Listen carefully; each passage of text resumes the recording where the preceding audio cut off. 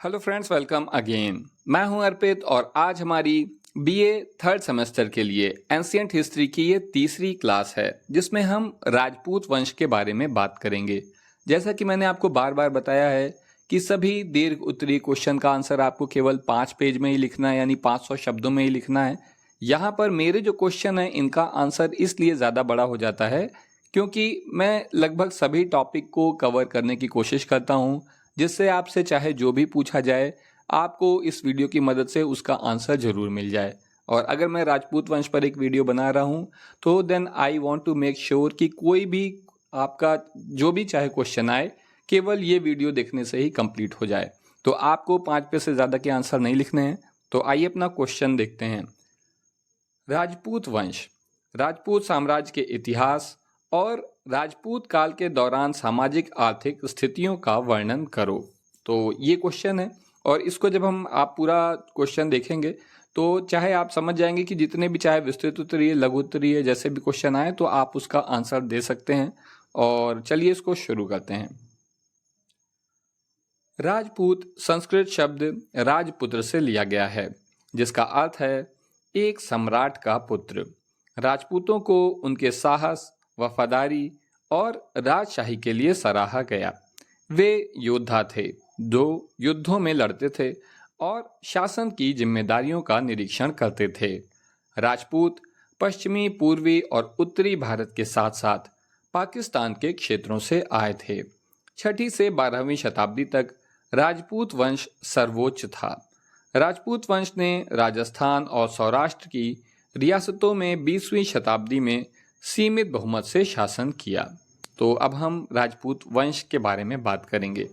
तो राजपूत, जिसका संस्कृत में मतलब है कि राजपुत्र से, यानी कि एक राजा का पुत्र जिसका मतलब होता है, तो राजपूत जो हैं वो पश्चिमी, मध्य और उत्तरी भारत के साथ साथ पाकिस्तान के कुछ क्षेत्रों का एक पितृवंशी कबीला है। पितृवंशी से मतलब है कि ऐसा कबीला जो पितृसत्तात्मक है, यानी जिसमें घर का मुखिया पिता होता है।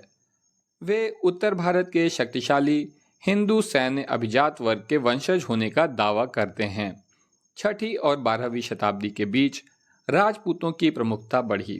20वीं शताब्दी तक राजपूतों ने राजस्थान और सौराष्ट्र की रियासतों में भारी बहुमत के साथ शासन किया, जिसमें सबसे अधिक रियासतें थीं। वो एक हिंदू जाति है, यानी कि राजपूत जो है ये एक हिंदू जाति है जिनके सदस्य आमतौर पर खुद को क्षत्रिय यानी कि योद्धा और अपना वर्ण जो है सामाजिक विभाजन का मानते हैं, यानी सामाजिक विभाजन में वो खुद को क्षत्रिय मानते हैं। इसके सदस्य विदेशी आक्रमणकारियों सहित विभिन्न वंशों से उत्पन्न हैं, यानी कि ये जो राजपूत हैं ये वास्तव में जो है बहुत सी जो विदेशी जातियां भारत पर समय समय पर आक्रमण करती रही हैं उनसे जो है ये संबंधित हैं, ऐसा बहुत से इतिहासकारों का मानना है। राजपूत लोग और प्राचीन राजपूत राज्य पूरे भारत में पाए जा सकते हैं, विशेष रूप से उत्तरी, पश्चिमी और मध्य भारत में। उत्तर पश्चिम और मध्य भारत में एकाग्रता के साथ राजपूत व्यवहारिक रूप से पूरे उपमहाद्वीप में बसे हुए थे। राजस्थान, उत्तर प्रदेश, उत्तराखंड, हिमाचल प्रदेश, सौराष्ट्र, जम्मू, हरियाणा, मध्य प्रदेश और बिहार सभी जगह पर राजपूतों की आबादी है। तो देखो, अब हम बात करेंगे राजपूतों की उत्पत्ति के बारे में और ये बहुत ही इम्पॉर्टेंट टॉपिक है। तो ये आपके एग्ज़ाम में मेरे ख्याल से ये क्वेश्चन ज़रूर आएगा कि राजपूतों की उत्पत्ति के बारे में लिखिए, तो इसे ध्यान से देखिएगा। 6ठी शताब्दी ईस्वी तक राजपूतों को एक विशिष्ट जातीय समूह के रूप में मान्यता नहीं दी गई थी। उस समय गुप्त साम्राज्य विघटित हो रहा था और हेप्थलाइट्स या व्हाइट हुडों के साथ लगातार संघर्ष हो रहे थे। यानी कि देखो, जब गुप्त यहाँ पर साम्राज्य था तो उस समय भारत पर जो विदेशी आक्रमणकारी हमला कर रहे थे वो हुड जाति के थे जो बहुत ही बहादुर थे और ये गोरे स्किन के लोग थे। हो सकता है कि वे क्षत्रिय जाति के नेताओं सहित मौजूदा समाज में आत्मसात हो गए हों, यानी कि ऐसा माना जाता है कि संभवतः ये लोग ही आगे चलकर धीरे धीरे भारत का जो समाज है उसमें ही ये घुल मिल गए और स्थानीय जनजातियों के अन्य लोग भी राजपूत थे। राजपूत वंश के 3 मुख्य वंश माने जाते हैं। इसमें पहला है सूर्यवंशी या सौर राजवंश, जो कि हिंदू सूर्य देवता सूर्य के वंशज थे। ठीक, तो जो सूर्यवंशी हैं वो ये धर्म से हिंदू हैं और ये सूर्य देवता के वंशज हैं, ऐसा इन लोग कहते हैं। जबकि दूसरा है चंद्र राजवंश की स्थापना चंद्रवंशी हिंदू चंद्रमा देवता चंद्रवंश के चंद्रवंशी ने की थी। इनकी यदुवंशी और पुरवंशी की प्रमुख उपशाखाएं शामिल हैं। अच्छा देखो, आप ये बात जो है थोड़ा समझिएगा कि अभी के जो क्षत्रिय हैं चंद्र राजवंश के हैं, तो ये बताते हैं कि चंद्रमा देवता से जो है एक चंद्रवंशी राजा थे, उन्होंने जो है इसकी उत्पत्ति की है, वो उन्होंने इस साम्राज्य की स्थापना की है। और जो यदुवंशी हैं और जो पुरवंशी हैं ये इन्हीं की शाखाएं हैं, यानी कि इसी में से निकली हैं। तो एक तरीके से देखा जाए तो ये दोनों ही भाई हुए। अग्निवंश अग्निवंशी अग्नि के हिंदू देवता, तो 3 हो गए। सूर्यवंशी चंद्रवंशी ये बहुत कॉमन है। अग्निवंश उतना पॉपुलर नहीं है, लेकिन जो है इधर उत्तर प्रदेश में, जबकि और जगहों पर काफ़ी पॉपुलर है। देखिए काफ़ी अग्निवंशी आपको अभी भी मिल जाएंगे। अग्निवंशी जो है अग्नि के हिंदू देवता अग्नि के वंशज हैं। इस वंश में 4 कुल हैं, चौहान, परमार, सोलंकी और प्रतिहार, और ये बहुत ही शक्तिशाली शासक रहे हैं प्राचीन भारत में। इन सभी को कुलों में विभाजित किया गया है, जो एक सामान्य पुरुष पूर्वज से सीधे पितृवंशी वंश का दावा करते हैं। फिर इन्हें शाखाओं में विभाजित किया जाता है, जिनकी अपनी वंशावली पंथ है, जो अंतर्विवाह कानूनों को नियंत्रित करती है। अब हम भारत में राजपूतों की पृष्ठभूमि के बारे में बात करेंगे। भारत 6ठी शताब्दी में ब्राह्मण, क्षत्रिय, वैश्य और शूद्रों के साथ जाति व्यवस्था में विभाजित हो गया था। ब्राह्मण उच्च वर्ग के हिंदू थे जो विशेष रूप से धार्मिक कार्यों के प्रभारी थे। क्षत्रिय योद्धा थे जो युद्धों में लड़ते थे और सरकारी कार्यों की देखरेख करते थे। वैश्य किसान, जमींदार, व्यापारी और साहूकार थे।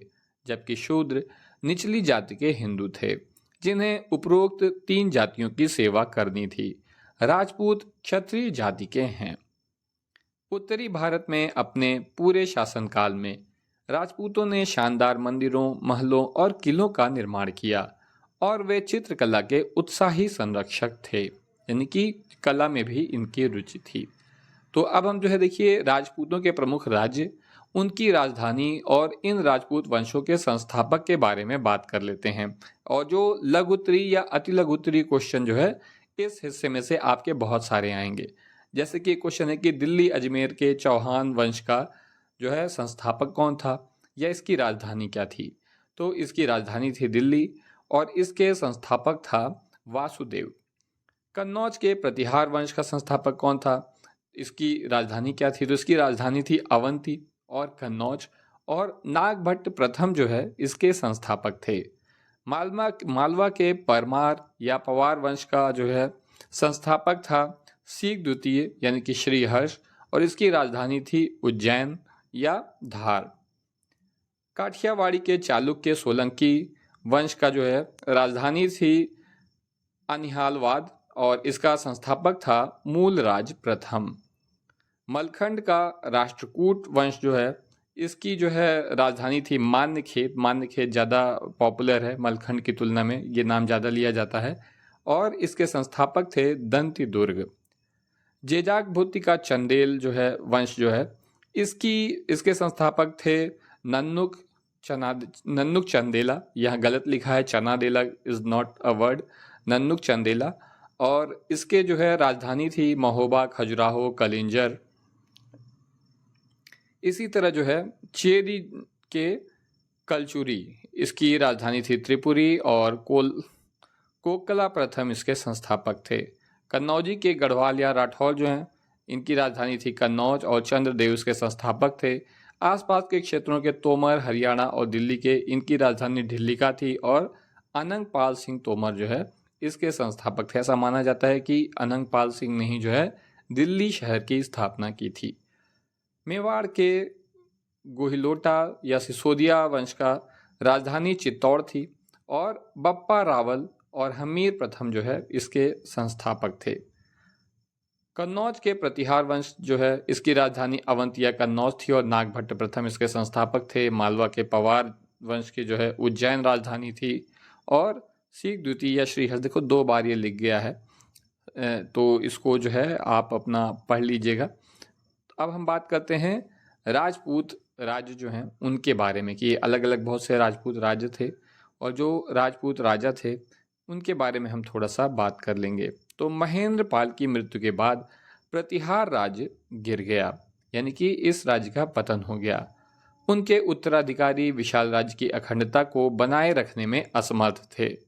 इसके बाद 10वीं शताब्दी की शुरुआत में गुर्जर प्रतिहारों को कई बार पराजित किया गया। गुर्जर प्रतिहार सामंती प्रमुखों और प्रांतीय गवर्नरों ने स्वतंत्रता पर जोर दिया और साम्राज्य टूट गया और कन्नौज के आसपास के क्षेत्र तक ही ये सीमित हो गया।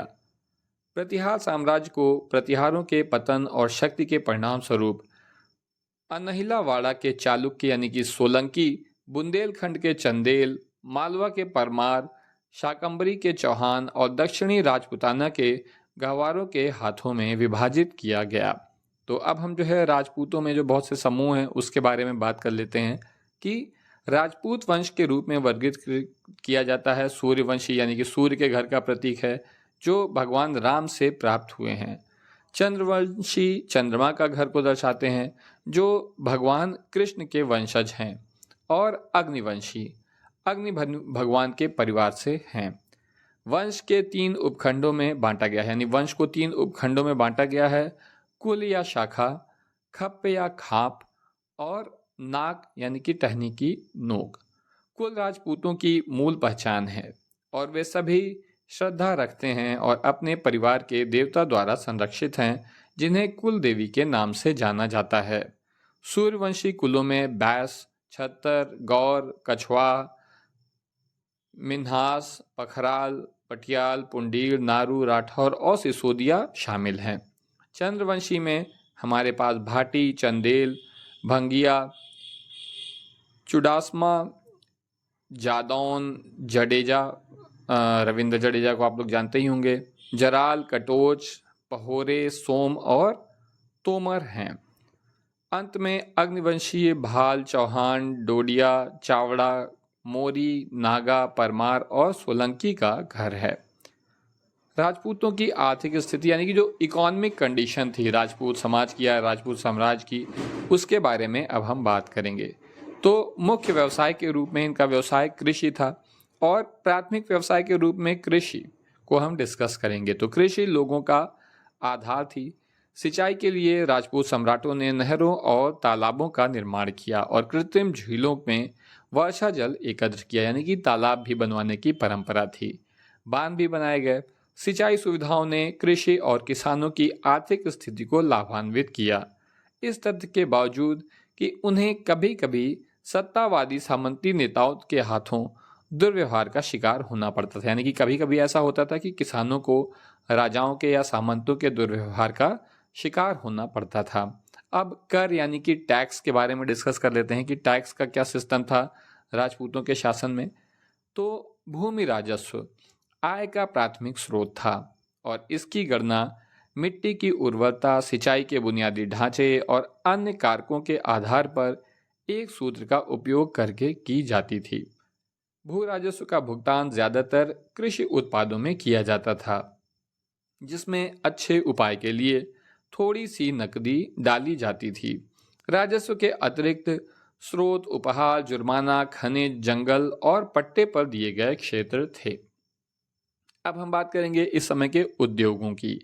तो इस तथ्य के बावजूद कि विभिन्न प्रकार के उद्योग इस समय में थे, इस अवधि के दौरान उद्योग की समग्र स्थिति खराब हो गई थी, यानी कि उद्योग के मामले में ये समय अच्छा नहीं था। इस समय में जो राजपूत शासन का जो समय था, उस समय में हम लोग उद्योग के समय के क्षेत्र में पिछड़ गए थे। निम्नलिखित उद्योग महत्वपूर्ण थे। तो कौन से महत्वपूर्ण उद्योग थे उस समय के? सूती कपड़ा, ऊनी कपड़ा, हथियार उद्योग, नमक उत्पादन, उच्च गुणवत्ता वाले कलात्मक कार्यों का निर्माण, अष्टधातु से बनी मूर्ति, अष्टधातु मतलब 8 धातुओं को मिलाकर बनाई गई मूर्ति, मिट्टी के बर्तन बनाना, आभूषण बनाना। अन्य उद्योगों में गुड़ उत्पादन, चीनी उत्पादन और तेल और शराब उत्पादन। तो गुड़, चीनी, तेल और शराब का उत्पादन उस समय में प्रमुख व्यवसाय में से था। व्यापार एवं वाणिज्यिक स्थिति के बारे में बात कर लेते हैं। तो आंतरिक और विदेशी व्यापार दोनों में ही कमी आई है।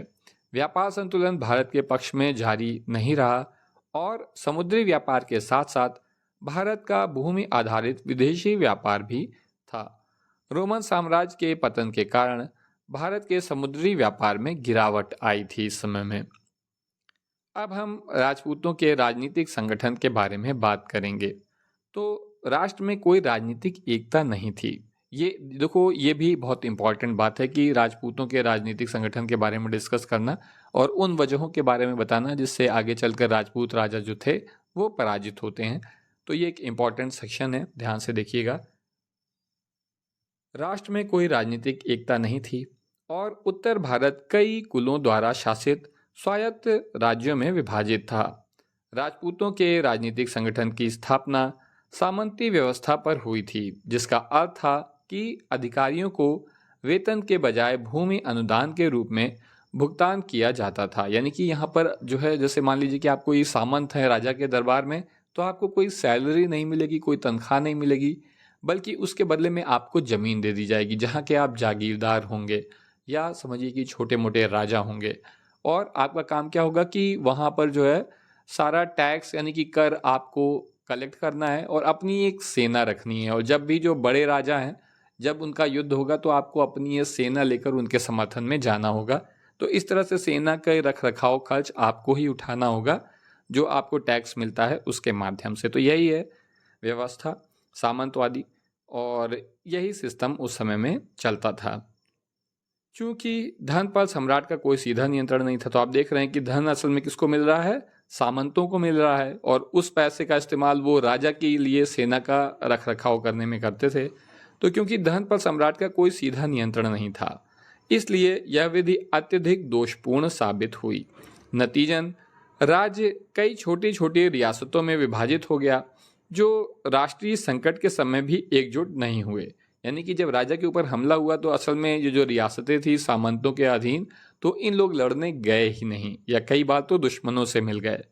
तो इसीलिए जो है ये व्यवस्था एक अच्छी व्यवस्था नहीं थी, और संकट के समय में भी इन लोग एकजुट नहीं हो पाते थे।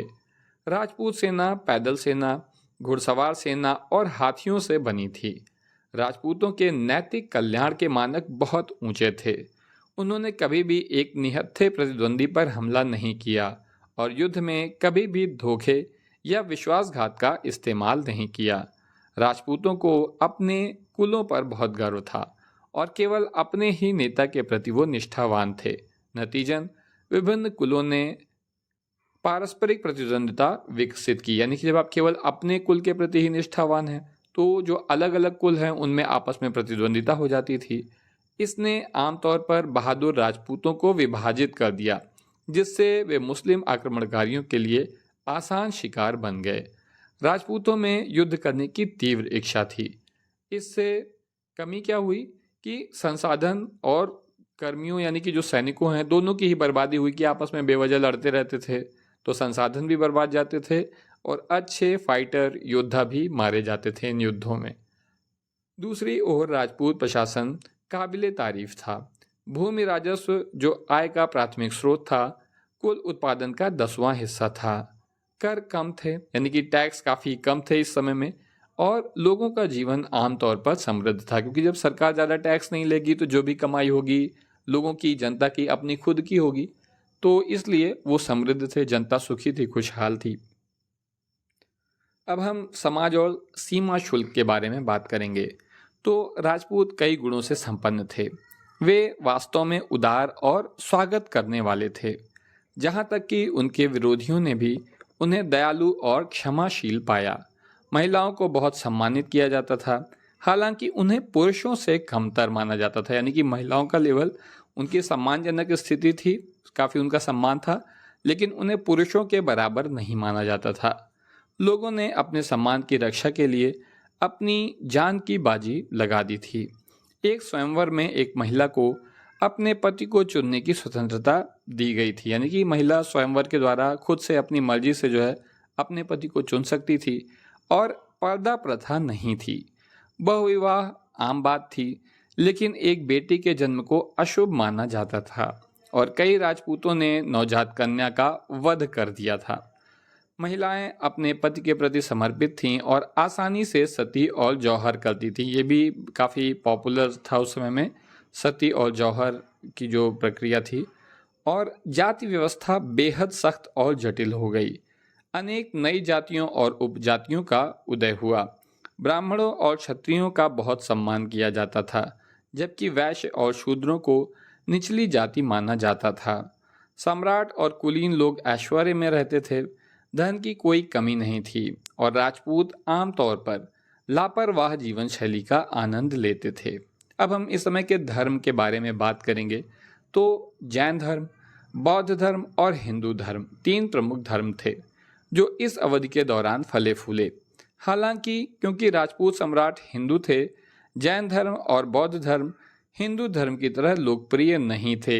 ये आप एक खास बात याद रखिए, इतिहास से आपको ये बात जरूर समझ में आनी चाहिए कि धर्म वही सफल होता है जो कि जिसे कि राजा संरक्षण देते हैं। जैसे कि बौद्ध धर्म जब कब सफल हुआ, जब उसे सम्राट अशोक ने संरक्षण दिया तो वो बहुत तेजी से फैला। यानी कि राजा जिस भी धर्म को संरक्षण देते हैं वो धर्म, उसका प्रसार बहुत ज़्यादा हो जाता है और लोग उस धर्म को फॉलो करने लगते हैं। ये हमेशा से प्रथा है। आप आज भी देखें कि बड़े सुपरस्टार सेलिब्रिटी लोग जो कुछ भी करते हैं, अपर क्लास जो कुछ भी करता है तो लोअर क्लास, मिडिल क्लास अपने आप ही पीछे पीछे लग जाता है, उसी को वो फॉलो करने लगता है। तो आगे देखते हैं। विष्णु और उनके अवतारों की व्यापक रूप से पूजा की जाती थी। शिव और शक्ति या देवी दुर्गा और काली लोकप्रिय देवता थे। राजपूत राजाओं ने हिंदू देवी देवताओं को समर्पित कई मंदिर बनवाए। राजपूत महिलाएं भक्तिपूर्ण थीं और उन्होंने अपना अधिकांश समय पवित्र पुस्तकों का अध्ययन करने में बिताती थीं। कुमारिल भट्ट और आदि शंकराचार्य जैसे हिंदू सुधारकों को हिंदू धर्म में स्वीकार किया गया। परिणाम स्वरूप जैन धर्म और बौद्ध धर्म का पतन हो गया। अब हम बात करेंगे इस समय के शिक्षा और साहित्य की। राजपूत राजा कला और साहित्य के प्रबल समर्थक थे। उन्होंने शिक्षा और सीखने पर जोर दिया। हालांकि शिक्षा ज्यादातर ब्राह्मणों और उच्च जाति के हिंदुओं तक ही सीमित थी। वेद और व्याकरण अध्ययन को प्राथमिक विषय के रूप में मान्यता थी, यानी कि ये ही प्रमुख विषय थे, इनका ही अध्ययन किया जाता था। राजपूत राजाओं ने नालंदा और विक्रमशिला की संस्थाओं को धन दान में दिया था। राजपूत शासक साहित्य के उत्साही पाठक और समर्थक थे। अपने दरबार में उन्होंने कई कवियों, शिक्षाविदों, बाणों आदि का संरक्षण किया। कुछ राजपूत सम्राट जैसे राजा मुंजा और राजा भोज प्रतिभाशाली कवि और नाटककार थे। राजपूत काल के दौरान कविता, व्याकरण, खगोल विज्ञान, साहित्य, रंगमंच, रोमांच और इतिहास में कई महत्वपूर्ण कार्यों का संकलन किया गया था। इनमें से कुछ महत्वपूर्ण कार्य हैं जयदेव की गीत गोविंदा और कृष्ण बाना का हर्षचरित और कादंबरी, और क्लासिक संस्कृत कृति सोमदेव की कथा सरित सागर। अब हम इस समय के शिक्षा और विज्ञान के बारे में बात करेंगे। तो शिक्षा लोगों के एक छोटे समूह तक ही सीमित थी, ब्राह्मण और कुछ उच्च वर्ग के लोग। नालंदा बिहार में उच्च शिक्षा का एक प्रसिद्ध केंद्र था। विक्रमशिला और उदयपुर भी प्रमुख केंद्र थे। कश्मीर में कई शैव शिक्षण केंद्र उभरे। धर्म और दर्शन अध्ययन और वाद विवाद के लोकप्रिय विषय थे। कुल मिलाकर वैज्ञानिक ज्ञान की प्रगति धीमी हो गई थी। तो ये एक बहुत चिंता का विषय था कि वैज्ञानिकता का समाज में अभाव हो गया था। चूंकि समाज अधिक सख्त हो गया था, अधिकांश सोच पारंपरिक दर्शन तक ही सीमित हो गई थी और भारत के बाहर वैज्ञानिक विचारों की मुख्य धाराओं से कटकर एक द्वीपीय मानसिकता हासिल कर ली थी। विज्ञान को बढ़ने का मौका नहीं दिया गया था। द्वीपीय मानसिकता हासिल कर लेने का मतलब है कि भारत बाकी दुनिया से बिल्कुल कट सा गया था और बिल्कुल अपने में ही रहता था और अपने ही सारे ज्ञान तक वो सीमित था। बाहर की बातें न तो इन्हें पता चलती थी, न इनके बारे में बाहर के लोग कुछ जानते थे। बाकी दुनिया से ये कट गया था। अब हम बात करेंगे जाति प्रथा के बारे में। तो इस दौरान निम्न वर्गों द्वारा सहन की जाने वाली दुर्बलताएं और बिगड़ गईं। बुनकर, मछुआरों, नाइयों आदि जैसे अधिकांश कर्मचारियों के साथ साथ जनजातियों के साथ क्रूर व्यवहार किया गया। राजपूत एक नई जाति के रूप में घटना स्थल पर पहुंचे थे। समय के साथ विविध जातियों के सभी शासक परिवारों को राजपूतों के रूप में वर्गीकृत किया गया। अब हम बात करेंगे, देखो ये बहुत इंपॉर्टेंट हिस्सा है कि राजपूत समाज में या राजपूतों के शासन में महिलाओं की स्थिति का वर्णन करिए। ये काफ़ी इस समय कंटेम्प्रेरी भी काफ़ी पॉपुलर सब्जेक्ट है, तो ये एक इम्पॉर्टेंट क्वेश्चन बनता है। इसे ध्यान से देखिएगा कि राजपूत समाज में महिलाओं की स्थिति। राजपूत महिलाओं से घरेलू श्रम करने की अपेक्षा की गई थी, लेकिन वे लड़ने के लिए भी सक्षम थीं और अगर सैन्य बल में कम पुरुष थे तो वे युद्ध में जाने से भी नहीं डरती थी, यानी कि आवश्यकता पड़ने पर वो युद्ध करने भी जाती थीं। हालांकि यदि राजा और उसके सभी योद्धा युद्ध में मारे जाते हैं तो राजपूत महिलाएं अन्य राज्यों की कैदी बनने के बजाय आत्महत्या करने का विकल्प चुनती थीं। जौहर के नाम से मशहूर इस समारोह को केवल राजपूत महिलाएं ही करती थीं। तो जौहर का मतलब क्या है कि इसमें जो राजा है, जो हार जाता है अगर कोई राजा, तो उसके यहाँ की महिलाएं जो हैं वो सामूहिक रूप से आत्मदाह कर लेती हैं। अब हम बात करेंगे इस समय की चित्रकला के बारे में, जो कि काफ़ी अच्छी थी। मैंने भी कुछ राजपूत पेंटिंग देखी है जयपुर में, वहाँ के किले में, और मतलब उसे देख के बिल्कुल हम चकित रह गए थे। तो जो है इसकी चित्रकला के बारे में बात करते हैं। राजपूत पेंटिंग दो स्कूलों में विभाजित है। स्कूलों मतलब ये स्कूल नहीं जिसमें आप लोग पढ़ के आए हैं, स्कूलों मतलब स्कूल ऑफ थॉट, यानी कि अलग अलग विचारधारा या अलग अलग तरीके की पेंटिंग। तो दो जो है भागों में या दो तरीकों में विभाजित थी। पहला है राजस्थानी और दूसरा है पहाड़ी स्कूल। तो राजस्थानी स्कूल और पहाड़ी स्कूल चित्रों के विषय भक्ति धर्म से काफ़ी प्रभावित थे, यानी कि भक्ति और धर्म पर जो है ये चित्र बने होते थे और वे आमतौर पर रामायण और महाभारत के दृश्यों के साथ साथ राधा और कृष्ण को विभिन्न मूड में चित्रित करते हैं। दोनों स्कूलों द्वारा उपयोग किया जाने वाला दृष्टिकोण समान है और दोनों ने सामान्य लोगों के जीवन के दृश्यों को दिखाने के लिए शानदार रंगों का उपयोग किया है। तो ये थी इस जमाने की चित्रकला। तो दोस्तों ये था हमारा राजपूतों पर जो है क्लास हमारी, और उम्मीद है कि वीडियो आपके लिए यूज़फुल है। आज के लिए बस इतना ही। Thank you.